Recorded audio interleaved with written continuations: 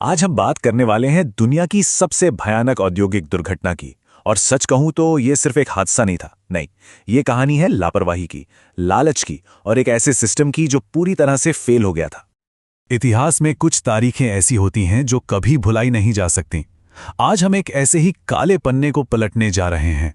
एक ऐसी रात की कहानी जिसने पूरे भोपाल शहर को हमेशा हमेशा के लिए बदल कर रख दिया। जी हां, हम बात कर रहे हैं भोपाल गैस त्रासदी की, जो सिर्फ एक हादसा नहीं बल्कि इतिहास से मिली एक बहुत बड़ी चेतावनी है।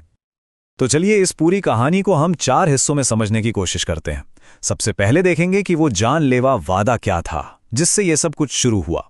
फिर बात करेंगे उन चेतावनियों की जिन्हें लगातार नजरअंदाज किया गया। इसके बाद हम चलेंगे उस काली रात के खौफनाक मंजर में, और आखिर में हम उस जख्म पर नजर डालेंगे जो सच कहूं तो आज तक नहीं भर पाया है।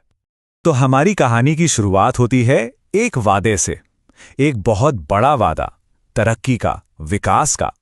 लेकिन इस चमकते हुए वादे के पीछे एक बहुत ही जानलेवा सच भी छिपा हुआ था। साल था 1969। एक अमेरिकी company union carbide corporation Bharat आती है और अपनी एक ब्रांच खोलती है, यूनियन कार्बाइड इंडिया लिमिटेड, या जिसे हम यूसीआईएल भी कहते हैं। मकसद बड़ा सीधा सा था, खेती के लिए कीटनाशक बनाना, खास तौर पर एक पेस्टिसाइड जिसका नाम था सेवन।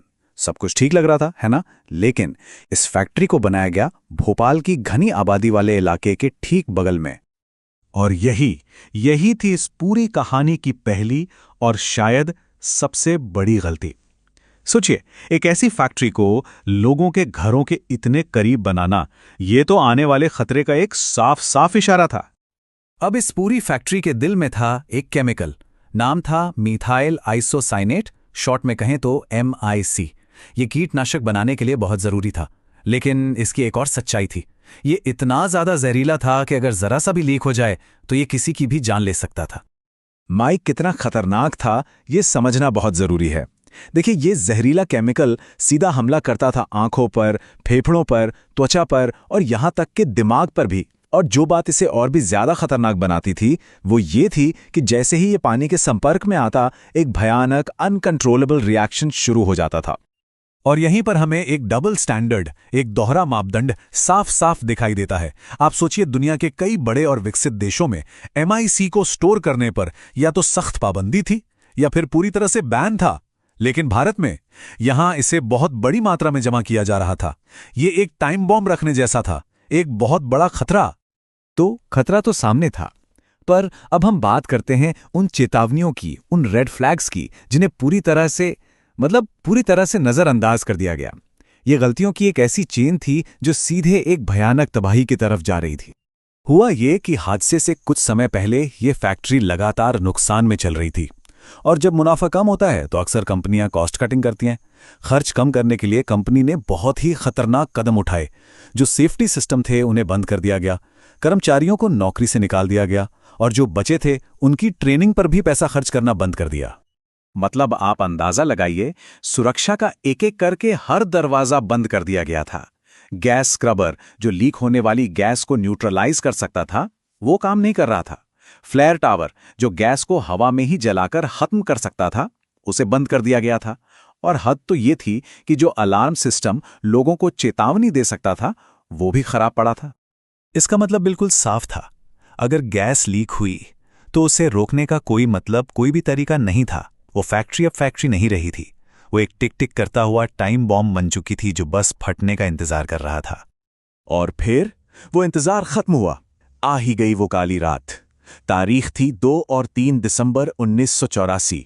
एक ऐसी रात जिसने भोपाल के लिए सब कुछ बदल कर रख दिया। चलिए देखते हैं कि उस रात असल में हुआ क्या। रात के करीब 12:30 बजे थे। मेंटेनेंस में एक बहुत बड़ी लापरवाही हुई और MIC गैस से भरे टैंक नंबर E610 में पानी चला गया। और जैसा कि हमने पहले बात की थी, पानी और MIC का मिलना मतलब एक भयानक केमिकल रिएक्शन। टैंक के अंदर का तापमान देखते ही देखते 200 डिग्री सेल्सियस के भी पार चला गया। प्रेशर इतना ज्यादा बढ़ गया कि टैंक का सेफ्टी वॉल्व टूट गया। और बस उसी एक पल में 40 टन से भी ज्यादा जहरीली MIC गैस भोपाल की खामोश रात में मौत बनकर फैल गई। उस वक्त पूरा शहर सो रहा था और पूरी तरह से बेबस था। किसी को कोई चेतावनी नहीं दी गई, कोई अलार्म नहीं बजा। हवा का रुख भी बस्तियों की ही तरफ था। मौत का एक अदृश्य बादल धीरे धीरे पूरे शहर पर छाता जा रहा था। जब लोगों की नींद खुली तो वो एक बुरे सपने में थे। उनकी आंखों में तेज जलन हो रही थी, सांस लेना मुश्किल हो गया था, दम घुट रहा था। लोग उल्टियां कर रहे थे, खांस रहे थे, उनके फेफड़ों में जैसे पानी भर गया था। बहुत से लोग तो अपनी नींद से कभी जागे ही नहीं, और जो जागकर भागने की कोशिश कर रहे थे वो सड़कों पर ही गिरते जा रहे थे। ये एक जंग जैसा मंजर था, बस फर्क इतना था कि दुश्मन दिखाई नहीं दे रहा था। वो रात तो बीत गई, लेकिन अपने पीछे एक ऐसा जख्म छोड़ गई जो आज तक इतने सालों बाद भी नहीं भर पाया है। चलिए अब बात करते हैं हादसे के बाद के हालात की और अन्याय की उस लंबी कहानी की जो आज भी जारी है। सरकारी आंकड़े बताते हैं कि उस रात और उसके फौरन बाद ही करीब करीब 4000 लोगों ने अपनी जान गंवा दी। पर यकीन मानिए, ये तो बस शुरुआत थी। आने वाले सालों में उस जहरीली गैस से पैदा हुई बीमारियों की वजह से मरने वालों का आंकड़ा 20,000 के भी पार चला गया। और जो लोग बच गए उनकी कहानी भी कुछ कम दर्दनाक नहीं है। 5 लाख से भी ज्यादा लोग आज भी उस जहर के असर से होने वाली बीमारियों का दर्द झेल रहे हैं। इस त्रासदी का असर बहुत लंबा और भयानक था। अंधापन, टीबी और अस्थमा जैसी बीमारियां, कैंसर, महिलाओं में गर्भपात और आने वाली पीढ़ी में बच्चों में जन्म से ही खराबियां, और न जाने कितने लोग मानसिक बीमारियों के शिकार हो गए। ये एक ऐसा जहर था जिसका असर पीढ़ी दर पीढ़ी चलता रहा। और जब बात आई इंसाफ की तो पीड़ितों के हाथ सिर्फ और सिर्फ निराशा लगी। जो मुख्य आरोपी था, यूनियन कार्बाइड का सीईओ वॉरेन एंडरसन, वो भारत आया भी, उसे गिरफ्तार भी किया गया, लेकिन कुछ ही घंटों के अंदर उसे जमानत मिल गई और वो अमेरिका भाग गया। उस पर कभी कोई केस नहीं चला, कोई सजा नहीं हुई। फिर 1989 में $470 मिलियन के मुआवजे पर एक समझौता हुआ। सुनने में ये रकम बड़ी लगती है, पर इतने सारे पीड़ितों के हिसाब से ये कुछ भी नहीं थी। और सच्चाई तो ये है कि बहुत से लोगों तक तो ये पूरा मुआवजा कभी पहुंचा ही नहीं। तो आखिर में भोपाल गैस त्रासदी सिर्फ इतिहास की एक घटना नहीं है जिसे हम पढ़कर भूल जाएं। नहीं, ये एक चेतावनी है, एक बहुत बड़ी चेतावनी। ये हमें बार बार याद दिलाती है कि जब लालच इंसानियत पर हावी हो जाता है, जब मुनाफे को इंसानी जिंदगियों से ऊपर रख दिया जाता है, तो नतीजा कितना भयानक हो सकता है।